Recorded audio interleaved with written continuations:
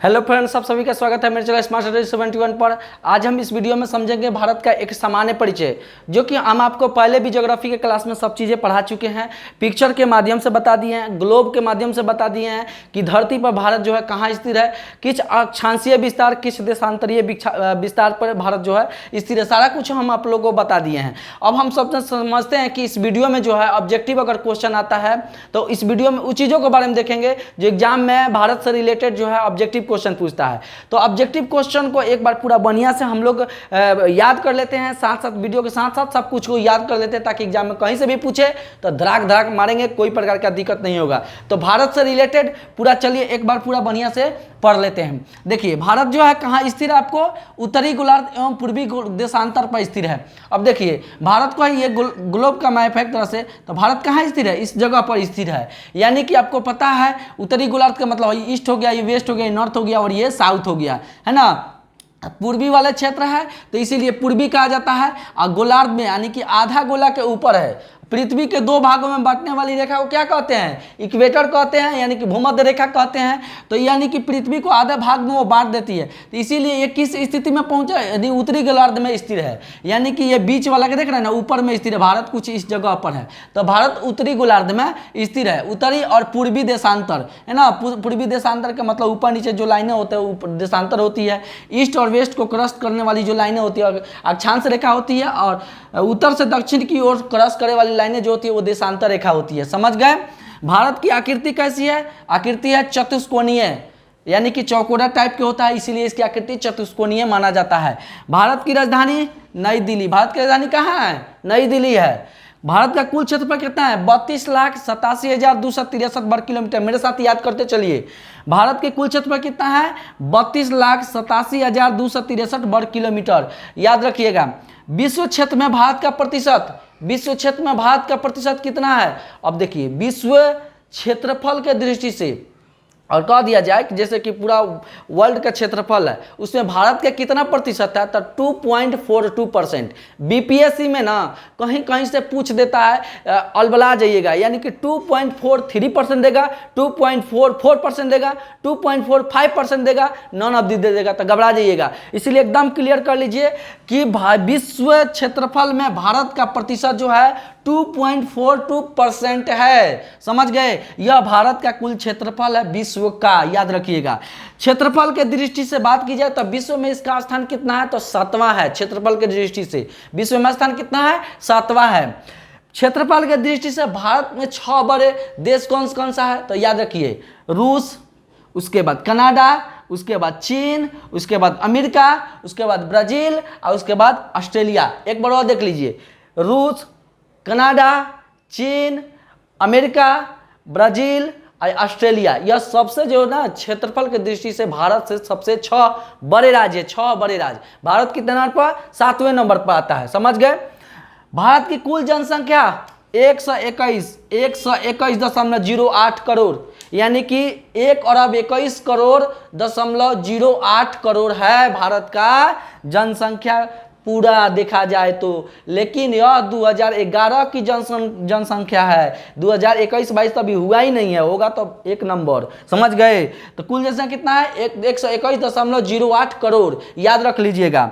सर्वाधिक जो है विश्व में जनसंख्या, विश्व में जनसंख्या भारत में निवास कितना करती है, यानी कि विश्व का जनसंख्या जितना है उसका भारत में कितना % निवास लोग करता है, 17.5% लोग निवास करता है विश्व का। समझ गए। उसके बाद सर्वाधिक बोले जाने वाली भाषा हिंदी, और उसके बाद सबसे बड़ी जनजाति भील, और 2 नंबर पर गोंड जाति। याद रखिएगा, सबसे बड़ी जनजाति भील और 2 नंबर पर कौन है, गोंड। अपने भारत की जनजातियां है, ठीक है। अलग अलग क्षेत्रों में लोग पहाड़ी इलाकों में पाए जाते हैं, जंगली क्षेत्रों में, ठीक है। ये जनजाति एक बार जल्दी रिकॉल करिए। अवस्थित भारत का है उत्तरी गोलार्ध एवं दक्षिण देशांतर में स्थिर है। आकृति इसकी चतुष्कोणीय है। राजधानी नई दिल्ली है। कुल क्षेत्रफल 32,87,263 वर्ग किलोमीटर। माइंड में सेट हो जाना चाहिए। 32,87,263 वर्ग किलोमीटर, 32,87,263 वर्ग किलोमीटर माइंड में सेट हो जाएगा आपको। विश्व क्षेत्रफल में भारत का प्रतिशत कितना है, 2.43%। 2.42% विश्व का कुल क्षेत्रफल के भारत का प्रतिशत जो है, क्षेत्रफल के दृष्टि से विश्व में स्थान इसका भारत का 7वां नंबर पर है। इससे बड़ा देश रूस, कनाडा, चीन, अमेरिका, ब्राजील और ऑस्ट्रेलिया जो है भारत से सबसे बड़े क्षेत्रफल की दृष्टि से राज्य हैं। भारत की कुल जनसंख्या का कितना प्रतिशत भारत में लोग रहते हैं? 17 ऐसे विश्व में निवास करते हैं 17.5%, लेकिन भारत की कुल जनसंख्या कितना है? 121.08 करोड़। समझ गए? यानी अरब हो जा रहा है, ठीक है ना। तो भारत की ये कुल जनसंख्या है। सर्वाधिक जो बोले जाने वाली भाषा जो है हिंदी है। आज सबसे बड़ी जनजाति भील है, यानी कि 2 नंबर पर गोंड है। चलिए हम आगे इसके बारे में और भी जानकारी भारत के बारे में लेते हैं। भारत का अक्षांशीय विस्तार कितना है? 8.4 डिग्री से लेकर 37.6 डिग्री। आपको बहुत पहले भी बता चुके हैं इसके पहले वाले ज्योग्राफी का वीडियो में। यानी कि भारत देख रहा है यहाँ स्थिर है, और भारत देखिए ये इक्वेटर पड़ता है, तो यानी कि यहाँ जो है अंडमान निकोबार में, यानी कि भारत का इंदिरा पॉइंट जो है 8.4 डिग्री से शुरू होता है, तो उसको अक्षांशीय स्थिति बोलेंगे कि नहीं। और ऊपर वाला जो पहुँचता है यानी कि भारत का इंदिरा कॉल कितना पहुँचता है? 37.6 डिग्री उत्तरी अक्षांश में, यानी कि इंदिरा कॉल उत्तरी दिशा में। समझ गए? देशांतरीय विस्तार की बात की जाए तो 68.7, यानी कि आपको भारत का पूर्वी छोर और पश्चिमी छोर जो होता है देशांतरीय विस्तार में आता है। 68.7 से लेके 97.25, दिमाग रख लीजिएगा। अक्षांशीय विस्तार 8.4 से लेकर 37.6%, देशांतरीय विस्तार 68.7 से लेकर आपको 97.25 पूर्वी देशांतर में भारत जो है स्थिर है। उत्तर से दक्षिण की लंबाई कितनी है? भारत की उत्तर से दक्षिण की लंबाई 32 से 14 किलोमीटर। भारत से उत्तर से दक्षिण की लंबाई, अब बताइए ऊपर से नीचे ज्यादा है कि नहीं? तो 32 से 14। आप पूरब से पश्चिम कहेगा तो 29 से 33 किलोमीटर। याद रखिएगा, बहुत बार एग्जाम में पूछा हुआ है। भारत के उत्तर से दक्षिण की लंबाई 32 से 14, पूरब से पश्चिम तो नहीं कम है, 29 से 33 किलोमीटर। समझ गए? भारत के पूर्वी बिंदु अरुणाचल प्रदेश में किबुथु। भारत का पूर्वी बिंदु कहाँ है? अरुणाचल प्रदेश में किबुथु। भारत का दक्षिणतम बिंदु कहाँ है? इंदिरा पॉइंट में, ठीक है। इंदिरा पॉइंट आपको कन्याकुमारी के पास पड़ता है। भारत का अगर देखा जाए स्थलीय भाग में अंतिम बिंदु कन्याकुमारी पड़ता है, लेकिन इंदिरा पॉइंट जो है भारत का अंतिम बिंदु है। भारत का दक्षिणतम बिंदु इंदिरा पॉइंट, पूर्वी बिंदु किबुथु अरुणाचल में, पश्चिमी बिंदु कहीं कहीं सरक्रिक देता है गुजरात, लेकिन और भी दे देता है, क्या क्या देता है? गौर माता देता है, सरक्रिक भी दे देता है। भारत का पश्चिमी बिंदु गुजरात स्टेट में पड़ता है। उत्तरी बिंदु इंदिरा कॉल कहाँ है? लद्दाख में पड़ता है। भारत का उत्तरी बिंदु इंदिरा कॉल लद्दाख में पड़ता है। समझ गए? मुख्य भूमि का दक्षिणतम बिंदु पता की बताएं आपको, कन्याकुमारी जो है दक्षिणतम बिंदु पता है, सब बता दिए। स्थल सीमा की कुल लंबाई कितनी है? भारत जो है कितना पूरा स्थलीय भाग है, अब यहाँ से आता पूरा स्थलीय भाग कह रहा है। स्थलीय भाग की कुल लंबाई 15,200 किलोमीटर। कितना? भारत की कुल स्थलीय सीमा की लंबाई 15,200 किलोमीटर। उसके बाद कह रहा है मुख्य भूमि के तटीय लंबाई, और मुख्य भूमि का मतलब क्या हुआ? देखिए हाई सब समुद्री इलाका है। देखिए बंगाल की खाड़ी, आपको हिंद महासागर, इधर अरब सागर, तो तटीय वाले क्षेत्र ये हुआ ना, ये वाले क्षेत्र यही कर रहा है। इसकी कुल लंबाई कितनी है? 6100 किलोमीटर है। और तटीय सब को मिलाकर जो है द्वीप ओप जितना भारत में द्वीप है उस सब के मिला के जो है 75 से 16.6 किलोमीटर भारत की टोटल लंबाई है। द्वीप से लेके सारा कुछ मिला के 75 से 16.6 किलोमीटर है ना, द्वीप सहित तटीय क्षेत्र। तटीय क्षेत्र की बात कर रहा है, ये वाला क्षेत्र को नहीं, द्वीप सहित और तटीय क्षेत्र को मिलाकर 75.6 किलोमीटर है ना। उसके बाद जो है भारत की मानक समय कितना है? 82.5 डिग्री पूर्वी देशांतर। पूर्वी देशांतर भारत की मानक समय कहाँ है भाई? इलाहाबाद के नैनी में आपको पड़ता है ये 82.5 डिग्री पूर्वी देशांतर। माइंड में सेट कर लीजिएगा, ये पिछले बार दरोगा का पूछा गया क्वेश्चन था, इसलिए याद रख लीजिए, कहीं से भी पूछ सकता है। तो ये कहाँ है? इलाहाबाद के नैनी में। ये कितने राज्यों से गुजरता है? 5 राज्यों से गुजरता है। 82.5 डिग्री जो राज्य से गुजरता है, कितने राज्य से? 5 राज्यों से गुजरता है। ग्रीनविच और भारतीय मानक समय, ग्रीनविच कहाँ पड़ता है भाई? ग्रीनविच आपको बताए हैं, सारा कुछ आपको बता दिए हैं पिक्चर के माध्यम से, सारा ग्लोब के माध्यम से बता दिए हैं। तो ग्रीनविच आपको इंग्लैंड में पड़ता है, तो उससे जो है भारत का जो टाइम है मानक समय, भारत का मानक समय कितना है? 82.5 डिग्री। वो कितना आगे है? 5.5 घंटा। कहाँ? पूर्वी में। पूरब की तरफ जाइएगा टाइम बढ़ेगा। किससे? इस ग्रीनविच टाइम से। अगर पूरब की तरफ आइएगा टाइम बढ़ेगा, पश्चिम तरफ जाइएगा टाइम घटेगा। तो हम लोग कहाँ हैं, इस ग्रीनविच के पूर्वी इलाका में, तो 5.5 घंटा बढ़ेगा नहीं तो घटेगा, बढ़ेगा। यानी कि इससे हम लोग क्या है 5.5 घंटा आगे है। यानी अभी वो मतलब गिराते रहता है तो हम लोग यहाँ सुबह हो जाता है। यानी हम लोग यहाँ अभी कितना बज रहा होगा, 11 बजने जा रहा है, तो हो सकता है अभी 5.5 घंटा वो पीछे ही है, तो हम लोग आगे हैं उससे, समझ गए। अभी वहाँ सुबह हो रहा होगा तो हम लोग आगे हैं, समझ गए। अब देखिए भारत में तो पता है आपको राज्य की कुल संख्या कितना है भाई, 28 गो। केंद्र शासित प्रदेश कितना है, 8 गो। याद रखते चलिए ये सब चीज, 8 गो। सर्वाधिक सीमा को छूने वाला राज्य, सीमा समझते हैं ना, मध्य प्रदेश देखिए बीचे में पड़ता है। यानी कि किस राज्य को ये सबसे ज्यादा छूता है, तो 8 राज्यों को ये टच करता है। कितने राज्यों को टच करता है, एमपी बीच में, मध्य प्रदेश है तो ये बीच में पड़ता है, 8 राज्यों को टच करता है, समझ गए। सर्वाधिक सीमा छूने वाला राज्य यूपी, नहीं मध्य प्रदेश नहीं, सॉरी, यूपी जो है 8 राज्यों को टच करता है, मध्य प्रदेश नहीं। यूपी जो है आपको 8 राज्यों को टच करता है। यूपी कुछ इस जगह पर पड़ता है, यूपी 8 राज्यों को टच करता है, मध्य प्रदेश नहीं, सॉरी। उसके बाद जो है समुद्र तट से सबसे ज्यादा जो राज्य सटे होते हैं, जैसे ये समुद्र वाले तट हो गया, ये 9 गो राज्य सटे हुए हैं। कै गो राज्य, 9 गो राज्य सटे हुए हैं, समझ गए। अब देखिए आप समझ गए, एक बार फिर से रिकॉल कर लीजिए। भारत का अक्षांशीय स्थिति 8.4 से लेकर 37.6 पूरी उत्तरी अक्षांश। देशांतरीय विस्तृत कितना है, 68.7 से लेकर आपको 97.25 पूर्वी देशांतर, समझ गए। उत्तर से दक्षिण की लंबाई 3214, भारत के पूर्व से पश्चिम की लंबाई 2933 किलोमीटर। पूर्वी बिंदु किबथू अरुणाचल प्रदेश, पश्चिमी बिंदु गौरमाता या सरकरी गुजरात में, पश्चिमी बिंदु आपको हो गया, उत्तरी बिंदु इंदिरा कॉल, दक्षिणी बिंदु इंदिरा पॉइंट। याद रखिएगा स्थल सीमा की कुल लंबाई जो है 15,200 किलोमीटर पूरा स्थलीय क्षेत्र। मुख्य भूमि के तटीय क्षेत्र की लंबाई 6100 किलोमीटर, आप समझ गए। द्वीप सहित तटीय की लंबाई जो है 75 से 16.6 किलोमीटर। भारतीय मानक समय 82.5 डिग्री पूर्वी देशांतर, 82.5 डिग्री जो है भारत के 5 राज्यों से होकर गुजरती है। याद रखें ग्रीनविच और भारत मानक समय के बीच में 5.5 घंटा का अंतर होता है। उसके बाद राज्यों की कुल संख्या 28, केंद्र शासित प्रदेशों की संख्या 8। देखिए अब सर्वाधिक सीमा छूने वाला राज्य यूपी, 8 राज्यों को टच करती है। समुद्र से सटे 8 जो राज्य है वो 9 गो राज्य हैं। चलिए इस चीज को आप समझ गए होंगे, तो जल्दी से बड़ा इंपॉर्टेंट है सब, इसका तनी एक बार स्क्रीनशॉट ले लीजिए, फिर भारत के बारे में हम आगे जल्दी से बताएंगे। स्क्रीनशॉट आप ले लीजिए।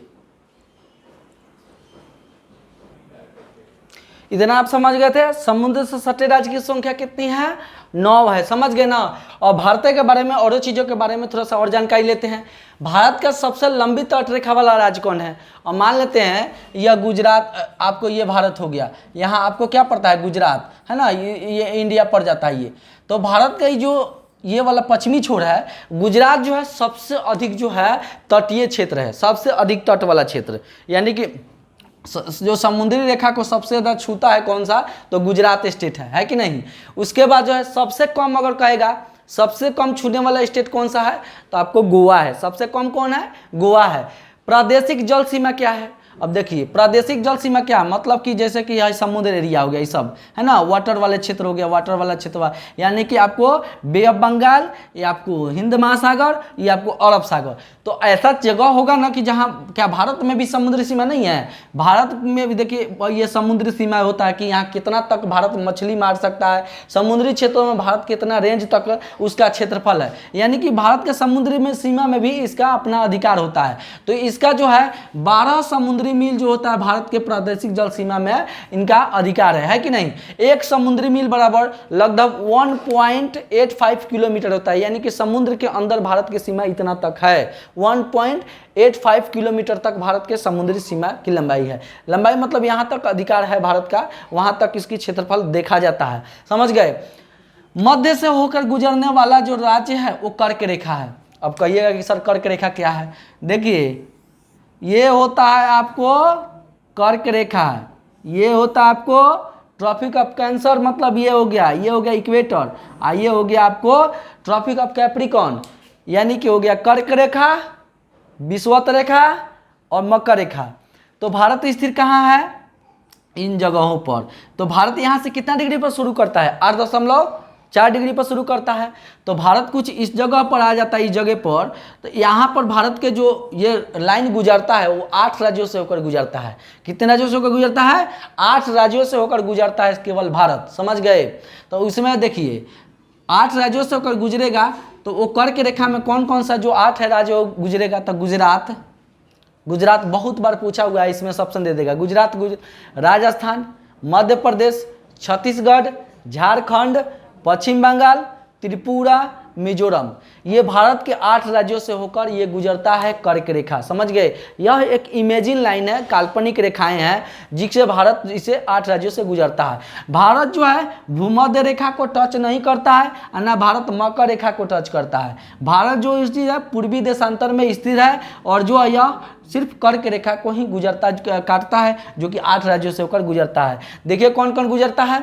गुजरात, राजस्थान, मध्य प्रदेश, छत्तीसगढ़, झारखंड, पश्चिम बंगाल, त्रिपुरा और मिजोरम, ये भारत के 8 राज्यों से होकर कौन गुजरता है? कर्क रेखा गुजरता है। सर्वाधिक जो नगरीकृत राज्य है, जिसमें नगरों का राज्य कहा जाता है, वो महाराष्ट्र है। सबसे नगरीकृत राज्य में से गिना जाता है महाराष्ट्र को, समझ रहे हैं ना। न्यूनतम नगरीकृत राज्य कौन सा हो गया? हिमाचल प्रदेश। न्यूनतम नगरीकृत राज्य हिमाचल प्रदेश। अब पूछेगा कि सर्वाधिक वन आच्छादित यानी कि वन किस में अधिक है? सबसे अधिक वन भारत में किस राज्य में पड़ता है? तो मध्य प्रदेश में पड़ता है सबसे अधिक। और सबसे न्यूनतम पूछ देगा तो हरियाणा में पड़ता है। सबसे कहाँ पड़ता है? हरियाणा में सबसे कम, और सबसे अधिक कहाँ? एमपी में पड़ता है, समझ गए। अब पूछेगा कि सर्वाधिक वर्षा कहाँ होता है?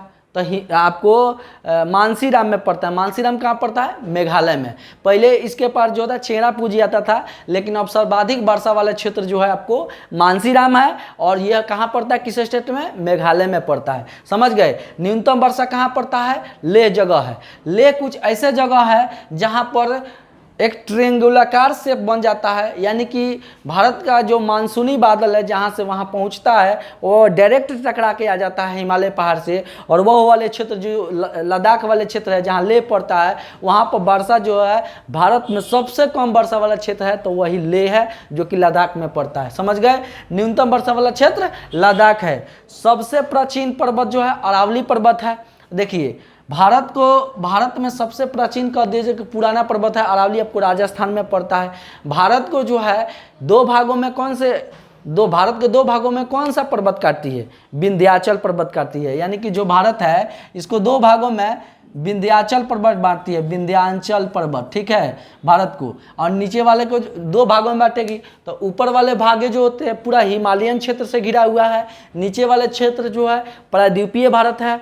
देखिए अब प्रायद्वीपीय क्या होता है, हिमालयन क्या होता है? वैसा क्षेत्र जो ज़्यादातर हिमालय भागों से घिरा हुआ है। और उत्तरी भारत को चल जाइए तो पूरा उत्तरी भारत में हिमालय है, तो इसीलिए इसे हिमालयन क्षेत्र कहा जाता है। और विंध्याचल पर्वत तो भारत को 2 भागों में बांट देती है।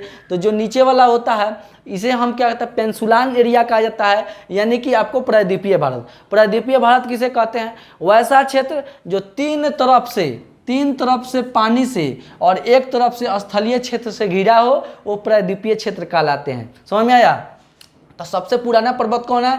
अरावली है। भारत को 2 भागों में कौन सा पर्वत बांटती है? विंध्याचल पर्वत। ऊपर वाला हिमालयन क्षेत्र, नीचे वाला होता है प्रायद्वीपीय क्षेत्र। प्रायद्वीपीय क्षेत्र वैसा क्षेत्र जो 3 तरफ से समुद्री क्षेत्र और 1 तरफ से स्थलीय भागों से जो घिरा हुआ रहता है, उसे हम प्रायद्वीपीय भारत कहते हैं। समझ गए होंगे आप अच्छी तरीके से। तो चलिए एक बार और इसका रिकॉल कर लीजिए। सबसे लंबी तटरेखा वाला राज्य गुजरात, सबसे छोटी तटरेखा वाला गोवा, प्रादेशिक जल सीमा भारत की 12 समुद्री मील, 1 समुद्री मील बराबर 1.852 किलोमीटर, यानी कि मध्य से यानी कि भारत के बीचों बीच गुजरने वाला कौन सा राज्य है? कौन सा राज्य नहीं, भारत के बीच से गुजरने वाला जो रेखा है वो कर्क रेखा है। वो कितने राज्यों से गुजरता है? 8 राज्यों से गुजरता है। कौन कौन? गुजरात, राजस्थान, मध्य प्रदेश, छत्तीसगढ़, झारखंड, पश्चिम बंगाल, त्रिपुरा और मिजोरम। उम्मीद करते हैं इसको आप याद कर लिए होंगे। नहीं याद किए होंगे तो इसको नोट डाउन कर लीजिएगा और इसको रट जाइएगा। एग्जाम में पूछ देता है, इसमें से कोई एगो नहीं देगा और कहेगा ऑप्शन में कि इसमें से कौन जो है कर्क रेखा से नहीं गुजरता है, तो मुँह भैया याद कर लीजिए। सर्वाधिक नगरीकृत राज्य महाराष्ट्र, न्यूनतम नगरीकृत राज्य हिमाचल प्रदेश, सर्वाधिक वनाच्छादित राज्य एमपी, कम हरियाणा, न्यूनतम वर्षा वाला क्षेत्र लेह, सबसे अधिक वर्षा वाला क्षेत्र मानसीराम यानी कि मेघालय में पड़ता है, समझ गए। सबसे प्राचीन पर्वत अरावली, भारत के 2 भागों में पर्वत जो बांटती है, विंध्याचल पर्वत, ऊपर वाले क्षेत्र को हिमालयन क्षेत्र, नीचे वाले क्षेत्र को क्या कहा जाता है, पेंसुलान क्षेत्र, यानी इसको प्रायद्वीपीय भारत कहा जाता है। प्रायद्वीपीय भारत भी आपको समझा दिए, उम्मीद करते हैं आप इसको भी समझ गए होंगे। इसका आप ये स्क्रीनशॉट ले लीजिए ताकि यहाँ से कहीं भी एग्जाम में पूछे तो भारत से रिलेटेड आज का बात जो है आपको किसी तरह का क्वेश्चन नहीं छूटना चाहिए। और हम जो है ना यह एक सीरीज चला रहे हैं जो कि आपको डेली बाय डेली जो है जो चीज़ें हम पढ़ा दी हैं उसका ऑब्जेक्टिव क्वेश्चन जो है आपको एग्जाम के पॉइंट ऑफ व्यू से और आने वाले तत्काल जो एग्जाम है उसको देखते हुए हम प्रिपरेशन करा रहे हैं। तो डेली भाई इससे क्लास को देखिए और डेली आप क्लास करिए, इससे आपको एक भी आपको एग्जाम इससे छूटेगा नहीं। आपको डेली जो है इंपॉर्टेंट क्वेश्चन हम लेकर आते रहेंगे। चलिए मिलते हैं अगले वीडियो में। जय हिंद।